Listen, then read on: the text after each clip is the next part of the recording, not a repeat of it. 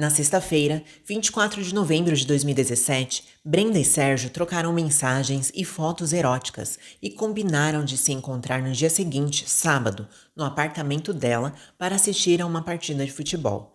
Para terminar de convencê-lo a não faltar ao compromisso, Brenda disse a Sérgio que tinha algumas brincadeiras especiais para eles. Quando começaram a ter intimidade, Brenda perguntou o que Sérgio esperava dela e o que ele queria daquele relacionamento. Sérgio respondeu que a amava porque se divertiam juntos, mas reiterou que ambos estavam em outro relacionamento e que se ele a estava machucando, era melhor que não se vissem novamente. Aparentemente, isso não agradou a Brenda, então ela disse a Sérgio que tinha uma pequena surpresa. Ela então o deitou na cama, abaixou as calças e a cueca dele e colocou nele uma máscara que cobria seus olhos. Depois, Brenda quis amarrar os pés e as mãos dele, mas ele não aceitou. Sentada no peito de Sérgio, olhando para os pés dele, Brenda iniciou uma suposta brincadeira na qual ele tinha que adivinhar com o objeto que ela o tocava. De repente, ela pegou a tesoura de poda que estava debaixo da cama e, sem hesitar, fez um corte parcial nos órgãos genitais de Sérgio. Olá, pessoal! Bem-vindos ao canal Casos Criminais. Meu nome é Lilian e hoje eu vou contar para vocês o caso de Brenda Baratini. Se você chegou a esse vídeo por uma sugestão do YouTube, gosta desse tipo de conteúdo, acha interessante e informativo, considere inscrever-se no canal. Postamos casos inéditos como esse toda semana, então ative o sininho para receber uma notificação sempre que tiver um vídeo novo.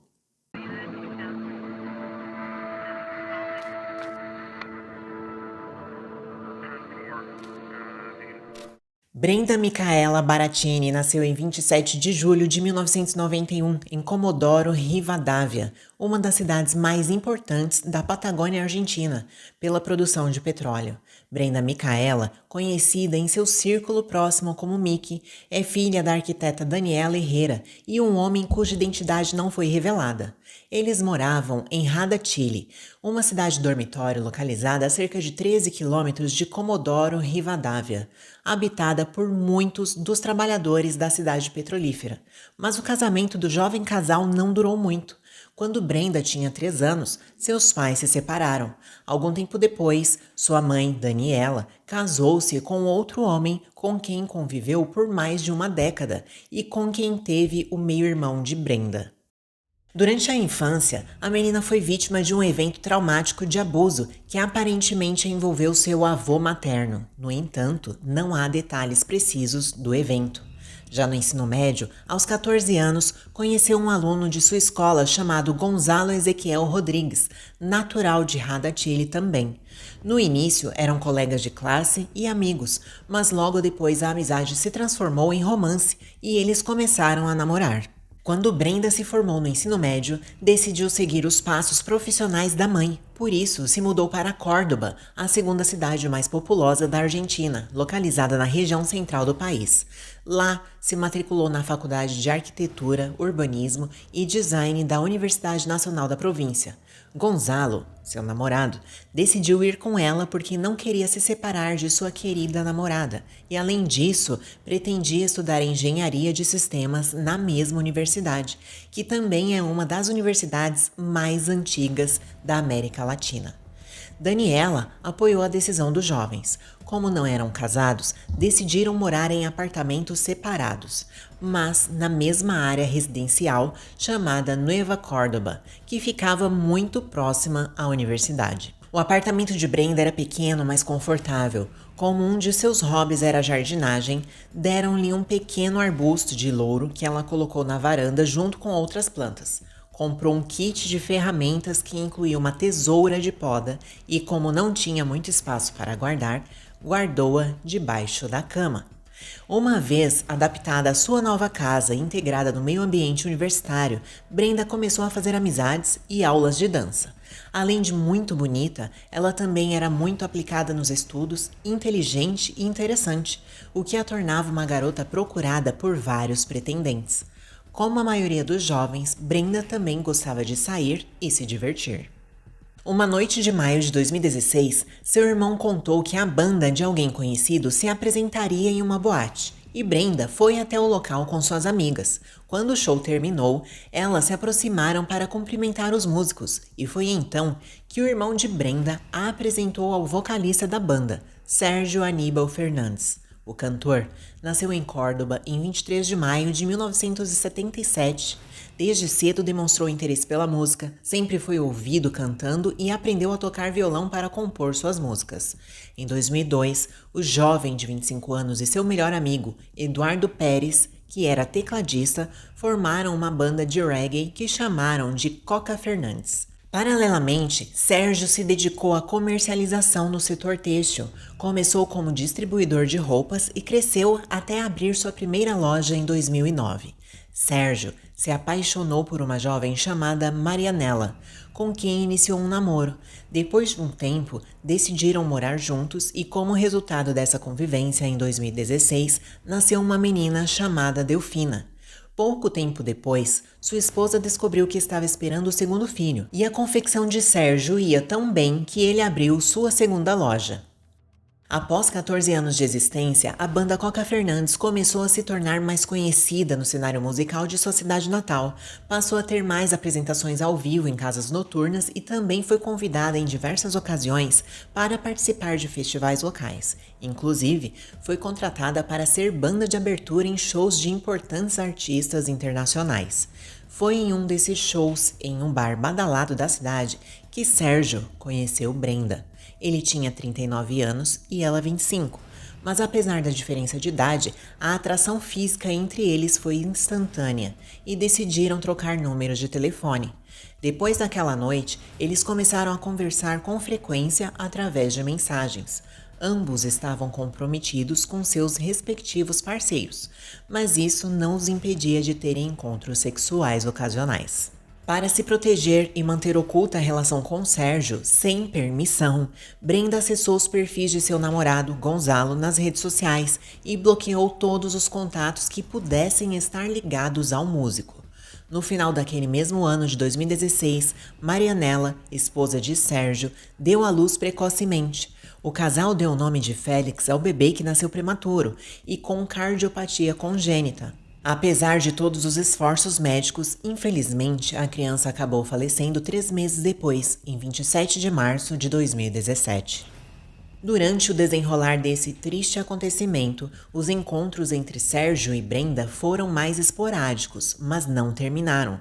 Como não podiam se ver, Sérgio pediu que Brenda lhe enviasse fotos ousadas. Segundo ela, esses pedidos tornaram-se cada vez mais frequentes e inadequados. Certa ocasião, quando fazia compras com uma amiga, correu para o banheiro do shopping para agradá-lo com as imagens e evitar que ele se chateasse. Mas segundo Brenda relataria mais tarde, ela começou a se sentir mal e até culpada.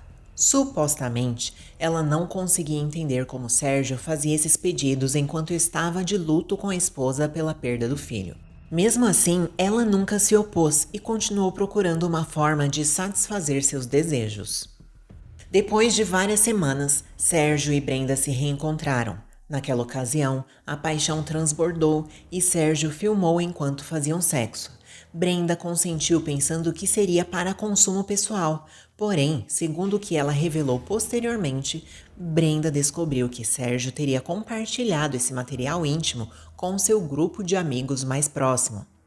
De qualquer forma, ela afirmou que se sentiu violada. Ela queria recuperar as imagens comprometedoras que Sérgio havia guardado no celular e também fazê-lo sentir a dor que ela estava sentindo.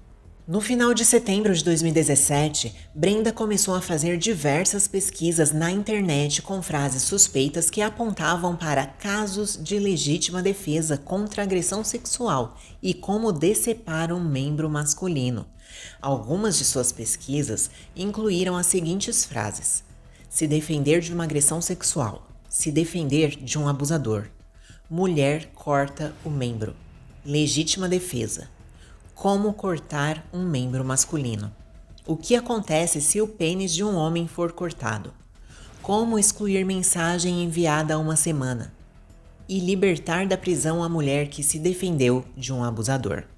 Com os resultados de suas pesquisas na internet, Brenda fez diversas anotações peculiares em seu caderno pessoal, com uma espécie de passo a passo de objetivos a serem alcançados. A lista de tarefas incluía encontrar roupas especiais para aquele dia, imprimir fotos, deixar fita adesiva na mesa, tesoura no chão ou embaixo do colchão, facas na mesa de cabeceira, gotas vermelhas na calcinha, me machucar e pedir ajuda. Usar luvas para deletar fotos e mensagens. Alguns meses se passaram, o tempo que ela precisava para concluir sua graduação em arquitetura, quando Brenda encontrou o momento ideal para executar o que vinha planejando. Na sexta-feira, 24 de novembro de 2017, Brenda e Sérgio trocaram mensagens e fotos eróticas e combinaram de se encontrar no dia seguinte, sábado, no apartamento dela para assistir a uma partida de futebol. Para terminar de convencê-lo a não faltar ao compromisso, Brenda disse a Sérgio que tinha algumas brincadeiras especiais para eles. Por volta das 21h30 da noite de sábado, 25 de novembro, Sérgio chegou na casa de Brenda. Uma amiga dela estava lá, mas se despediu assim que ele chegou, dizendo que era um técnico de confiança que foi verificar a lavadora de roupas. Uma vez a sós, os amantes nem viram os primeiros 15 minutos do jogo. Quando começaram a ter intimidade, Brenda perguntou o que Sérgio esperava dela e o que ele queria daquele relacionamento. Sérgio respondeu que a amava porque se divertiam juntos, mas reiterou que ambos estavam em outro relacionamento e que se ele a estava machucando, era melhor que não se vissem novamente. Aparentemente, isso não agradou a Brenda, então ela disse a Sérgio que tinha uma pequena surpresa. Ela então o deitou na cama, abaixou as calças e a cueca dele e colocou nele uma máscara que cobria seus olhos. Depois, Brenda quis amarrar os pés e as mãos dele, mas ele não aceitou. Sentada no peito de Sérgio, olhando para os pés dele, Brenda iniciou uma suposta brincadeira na qual ele tinha que adivinhar com o objeto que ela o tocava. De repente, ela pegou a tesoura de poda que estava debaixo da cama e, sem hesitar, fez um corte parcial nos órgãos genitais de Sérgio. Sérgio, de 40 anos, ouviu o barulho da tesoura e imediatamente sentiu dores intensas e um líquido escorrendo pelas pernas. Rapidamente, Brenda se levantou enquanto Sérgio colocava as mãos na área machucada, tentando entender o que havia acontecido. Ao tirar a máscara dos olhos, viu a ferida aberta em seu pênis e parte de seus testículos. Sérgio puxou as calças para cima, o melhor que pôde, enquanto Brenda gritava perguntando o que ele tinha feito, e ele instintivamente pegou o celular. Ela começou a gritar insultos para ele e a acusá-lo de tentar abusar dela enquanto o agarrava pela camisa para não deixá-lo sair. Sérgio continuou pressionando a ferida com uma das mãos para tentar estancar o sangramento e com a outra conseguiu se afastar de Brenda e encontrou as chaves do apartamento. Abriu a porta e saiu para o corredor do 6º andar, onde caiu no chão em meio a gritos de socorro e medo de perder a vida. Ao ouvir o escândalo, os vizinhos saíram para ver o que estava acontecendo e encontraram Brenda tentando tirar o aparelho celular das mãos de Sérgio. As primeiras pessoas a aparecerem no corredor foram Julieta e Franco, moradores do andar superior que encontraram Sérgio com sangramento intenso. Eles ligaram imediatamente para o número de emergência da cidade para solicitar ajuda. Julieta era estudante de medicina e prestou os primeiros socorros a Sérgio, aplicando um torniquete na área comprometida. Por sua vez, Franco tentava conter Brenda, que parecia muito perturbada e com o olhar perdido. Franco perguntou para quem deveria ligar pedindo ajuda, e foi então que contataram Gonzalo, que morava muito perto. Já passava das 22h30 quando Gonzalo, o namorado de Brenda, chegou ao local e encontrou Sérgio caído no corredor. Ao entrar no apartamento, viu Brenda seminua, sentada na cama. No chão, ao lado dela, estava a tesoura de poda. Quando Gonzalo perguntou o que havia acontecido, Brenda garantiu que seu irmão havia lhe pedido o favor de entregar uma bateria elétrica a Sérgio, que ela disse não conhecer, e que, ao vê-la sozinha no apartamento, havia tentado abusar dela. Então, Brenda, com aparente colapso nervoso, pegou uma faca que estava na sua mesa de cabeceira e pediu ao namorado Gonzalo que acabasse com a vida de seu suposto agressor. Apesar da gravidade do que acabara de ouvir, Gonzalo manteve a sanidade e tentou tranquilizar a namorada, porque não acreditava que ela estava falando sério. Ao mesmo tempo, do lado de fora do apartamento, Sérgio ligou para Eduardo, que além de seu melhor amigo e colega de banda, também era advogado. Quando Eduardo chegou no local, Sérgio só conseguiu dizer que não tinha ideia do que havia acontecido, porque Brenda era uma boa garota. Minutos depois, policiais chegaram ao local seguidos pela ambulância e paramédicos. O cantor foi levado ao pronto-socorro, onde foi induzido ao coma e em seguida foi operado pelo urologista de plantão, que conseguiu reconstruir o órgão. Assim que Sérgio saiu da cirurgia e se recuperou da anestesia, os policiais o interrogaram. Após sair da cirurgia, Sérgio disse que estava grato por estar vivo. Enquanto isso, Brenda foi levada à delegacia da mulher para prestar depoimento e apresentar denúncia sobre a agressão que disse ter sofrido. Inicialmente, a versão que deu aos policiais foi que ela havia sido vítima de abuso sexual com acesso carnal e que, por esse motivo, agrediu e feriu Sérgio em legítima defesa. Brenda também relatou que teve um relacionamento com o homem, porém, ela decidiu terminar uns 2 meses antes. No entanto, Sérgio constantemente a assediava com mensagens inadequadas. Eles haviam marcado um encontro porque ele buscaria uma bateria que tinha guardada na casa dela, e após uma breve conversa, Sérgio insistiu em fazer sexo. Ela disse que recusou e por isso o homem a agrediu violentamente, jogou-a na cama, agarrou-a com força pelos braços, abusando dela. Brenda afirmou que por um momento não conseguiu respirar e acreditou que iria morrer. Então decidiu simular prazer com o objetivo de que o homem libertasse seus braços. Quando Brenda supostamente conseguiu fazê-lo se sentir confiante, ela o vendou com a desculpa de que iria fazer sexo oral, e foi então que pegou a tesoura de jardinagem debaixo da cama, colocou-a na parte inferior do abdômen de Sérgio e começou a cortá-lo. Ela alegou que depois de feri-lo, os dois saíram para o corredor gritando por socorro. Após terminar o depoimento, a jovem de 26 anos foi examinada por um médico, que constatou que ela apresentava hematomas nos braços e nas pernas. Só que a versão de Sérgio era completamente diferente. Ele garantiu que eles nunca romperam o relacionamento que tinham com encontros sexuais regulares e que naquela noite um jogo erótico o levou a cobrir os olhos pouco antes do ataque. Sérgio também afirmou que Brenda insistiu em tirar o celular dele, aparentemente por ciúme. No dia seguinte ao ocorrido, 26 de novembro de 2017, Brenda foi presa preventivamente e levada para a prisão de Bauer, no sul da cidade. Enquanto isso, a investigação prosseguia. Os investigadores encontraram no computador pessoal de Brenda as pesquisas que ela havia feito na internet meses antes sobre as formas de amputar o órgão sexual masculino e a legislação argentina para abuso sexual. Também encontraram um caderno em sua casa, onde ela anotou a lista de coisas a fazer para atingir seu objetivo, incluindo as frases: me ferir e pedir ajuda.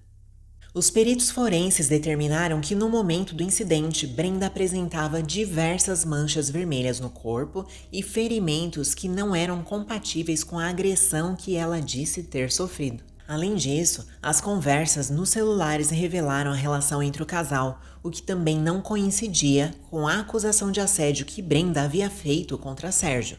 Foi então que a promotora de violência familiar, Betina, interpretou que Brenda planejou o ocorrido e tentou garantir que Sérgio ficasse indefeso contra o ataque, vendando seus olhos. Desta forma, foi apresentada a denúncia de abuso sexual e confirmada a privação de liberdade contra Brenda.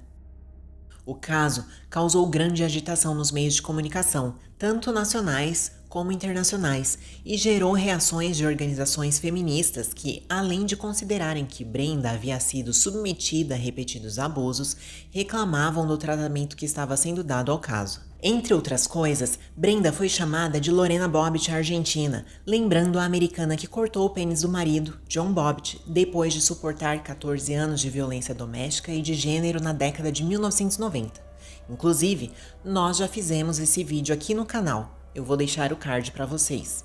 Os detetives entrevistaram várias pessoas próximas de Brenda e perceberam que ela estava mentindo. Descobriram que Gonzalo, seu namorado, desconhecia a existência de Sérgio e até relatou aos investigadores que Brenda acessou suas redes sociais sem sua permissão e bloqueou diversas pessoas, inclusive todos os contatos em comum com a banda Coca Fernandes. Um dos amigos de Brenda, Alexis Pasqualini, revelou que ela lhe garantiu que Sérgio a assediava enviando fotos de seus órgãos genitais. Brenda contou a mesma coisa para uma florista da esquina de sua casa, uma amiga dela, e por isso pediu que ela avisasse quando visse Sérgio indo em direção ao prédio e que tirasse fotos dele. Os investigadores pensaram que Brenda estava construindo evidências falsas para alegar que havia se defendido de um agressor.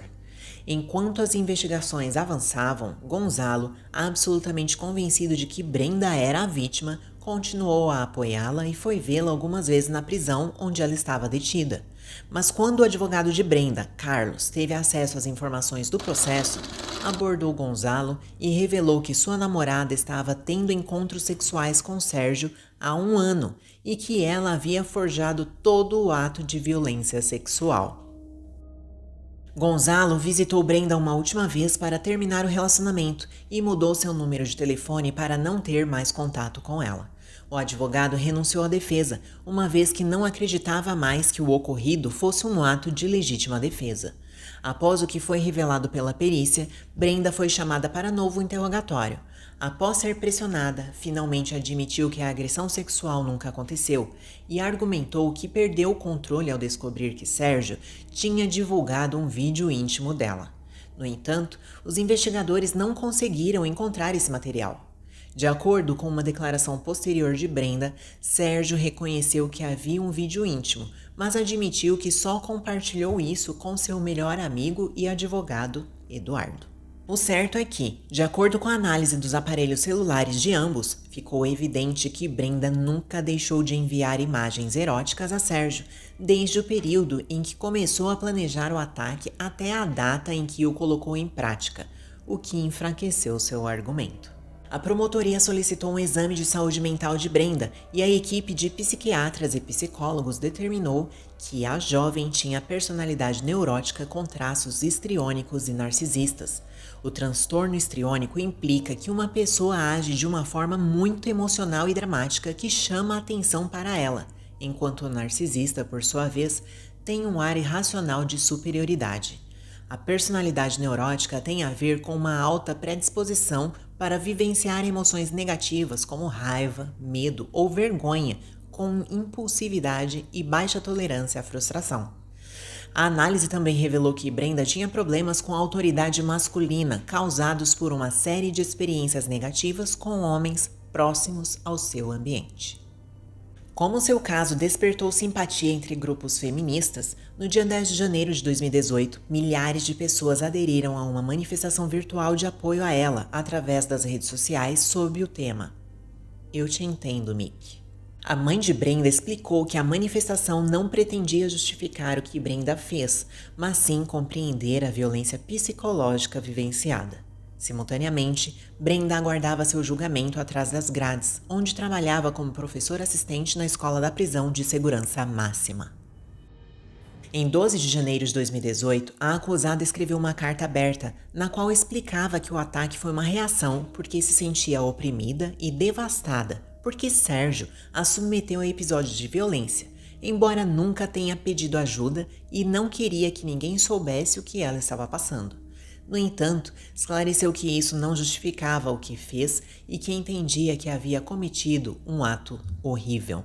Em fevereiro de 2018, o novo defensor de Brenda pediu que ela ficasse em liberdade até o início do julgamento. Segundo ele, a classificação do crime de que Brenda era acusada estava prestes a mudar de lesões gravíssimas para lesões graves, dada a evolução e recuperação de Sérgio após o procedimento cirúrgico e a sua reabilitação. O defensor concordou com o promotor que houve premeditação e traição, mas também considerou que Brenda tinha motivos para agir daquela forma, embora não os tenha detalhado.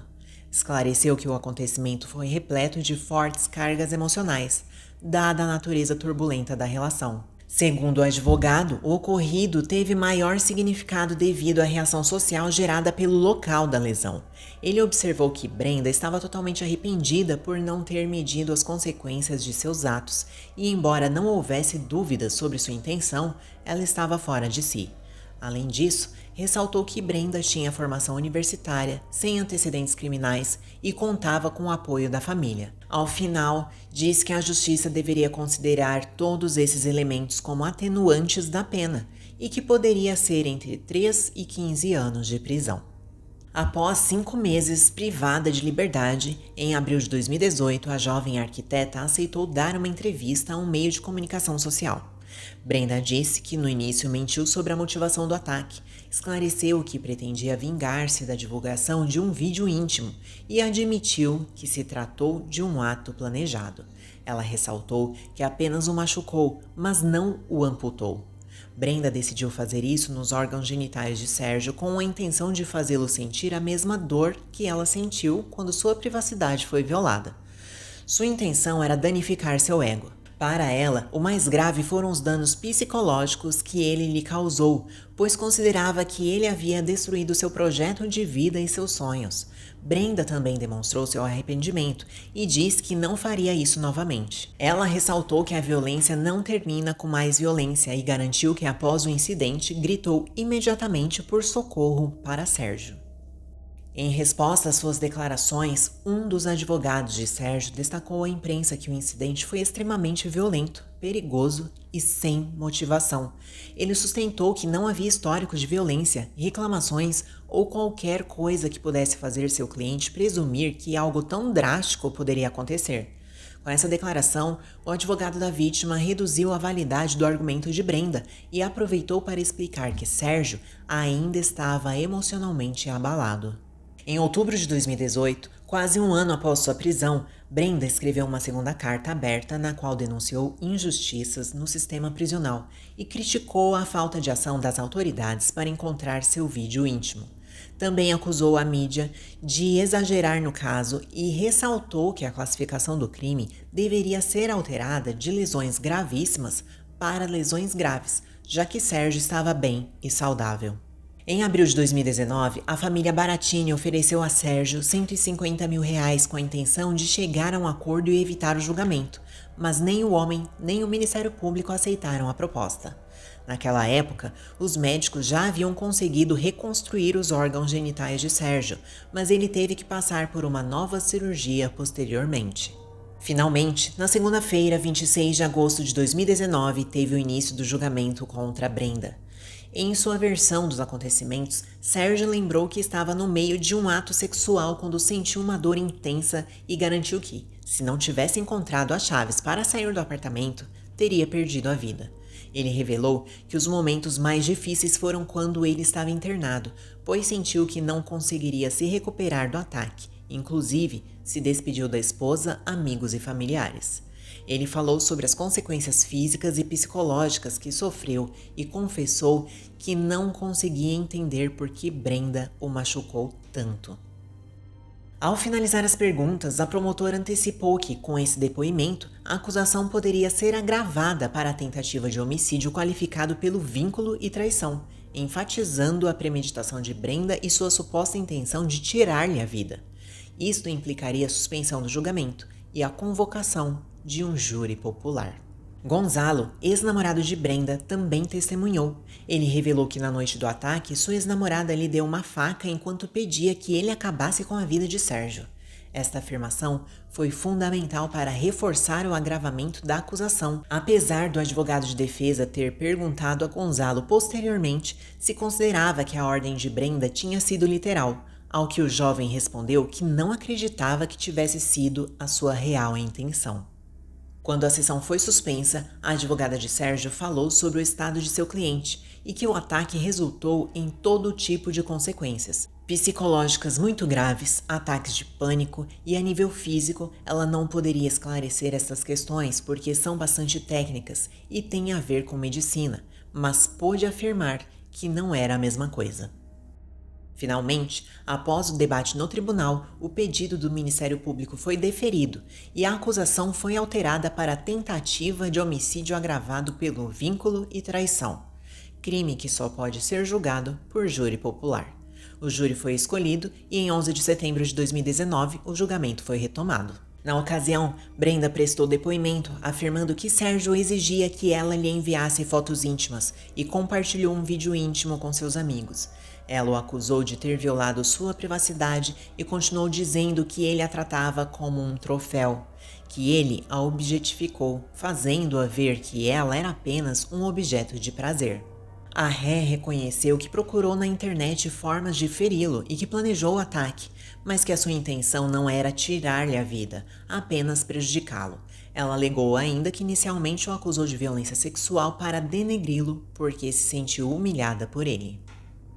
A promotoria apresentou seu argumento final pedindo 13 anos de prisão para Brenda, enquanto mostrava no tribunal a tesoura de poda que ela usou para ferir Sérgio. Com a arma do crime nas mãos, a promotora considerou difícil acreditar que Brenda, utilizando a ferramenta, não pretendesse tirar a vida do seu amante.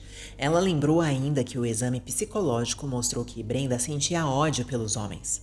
Já o advogado de defesa solicitou a absolvição de Brenda da acusação de homicídio qualificado, restando apenas a acusação de lesões graves qualificadas por traição. Então, os magistrados concederam a Brenda a última palavra. Ela reiterou que nunca quis tirar a vida de ninguém e pediu que fosse feita a justiça. Brenda Micaela Baratini foi considerada culpada por unanimidade. O tribunal concluiu que a jovem pretendia acabar com a vida de Sérgio Fernandes, dado que as atividades que planejou para levar a cabo o seu plano eram incompatíveis com a sobrevivência da vítima. Ela foi sentenciada a 13 anos de prisão por tentativa de homicídio agravada pelo vínculo e traição. Além disso, ordenaram um tratamento psicológico. A advogada da vítima havia solicitado uma indenização civil de cerca de R$160 mil, mas a decisão estabeleceu que a condenada deveria pagar R$89 mil por danos emergentes, lucros cessantes e danos morais. A quantia deveria ser paga 10 dias após a confirmação da sentença. Após a leitura da decisão, alguns familiares de Brenda ficaram chateados, outros insultados, enquanto a mãe da condenada entrou em crise. O advogado de Brenda disse que esperavam a pena que variava entre 3 e 10 anos, para lesões graves. Ressaltou que a decisão foi uma surpresa, já que na história da justiça argentina nunca houve uma tentativa de homicídio por lesão em um órgão genital. Ele anunciou que iria recorrer no Supremo Tribunal de Justiça. Já a promotora afirmou que o veredito demonstrou a total compreensão que os cidadãos podem ter sobre o direito processual e destacou que era evidente que o júri tinha entendido que a intenção de Brenda era tirar a vida da vítima. Ressaltou ainda que Brenda não foi vítima de violência de gênero e que, neste caso, Sérgio foi a única vítima que nem sequer recebeu o pedido de desculpas. 2 anos depois, em 25 de outubro de 2021, o recurso da defesa foi rejeitado e a pena de 13 anos de prisão foi confirmada. Brenda poderá solicitar liberdade condicional por bom comportamento quando cumprir 2/3 da pena, ou seja, a partir de 2025. A excelente conduta de Brenda foi avaliada com a classificação mais elevada que a prisão pode atribuir. Em abril de 2022, a arquiteta estudava 3 novos cursos universitários: Literatura, História e Direito. Ela foi uma das 15 alunas que inauguraram a Faculdade de Direito na ala feminina da prisão de Bauer.